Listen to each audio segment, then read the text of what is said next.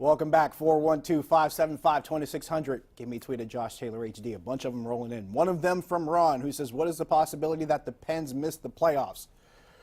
Whew.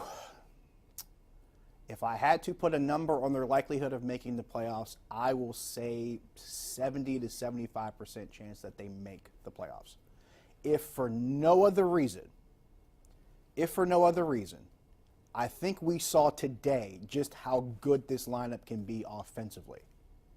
They're going to need some help as far as preventing goals being scored. There were some times, there were a few times in this game today where that defense did not look like they knew what they were doing. I mentioned the time when 3 guys scored on 4, and Casey DeSmith, I think it was Casey DeSmith or Justin Schultz talked about it, where honestly the puck got deflected away from a couple of different people and it deflected off a man into the net. But at the same time, it didn't look that good in real time. And from my vantage point, I was up in the press box for this one. It didn't look good from the press box. It didn't look good on the replay. And that's a goal I'm pretty sure a lot of people are going to see on video later going, what in the world happened there? So there are some things that need to be fixed on that defensive side. I thought having Justin Schultz back was a great thing. And this is something I've been talking about since he got hurt. The defense will probably look a lot better and be a lot more effective when he got back, especially from an offensive standpoint.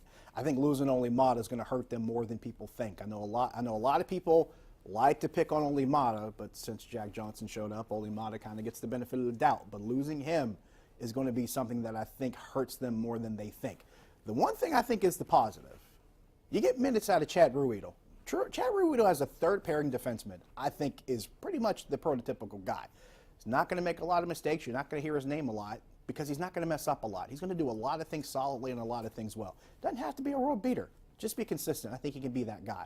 But there are some things that do have to be fixed. I'll agree with that. But I will say 70 to 75%. Let's see, one more question here.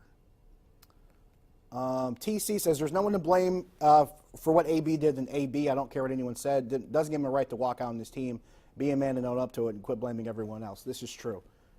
In the end, he can control his own attitude and what he does in his own actions. So, yes, that's definitely on him. Got to take a break. We're wrapping up when we come back. Stick around.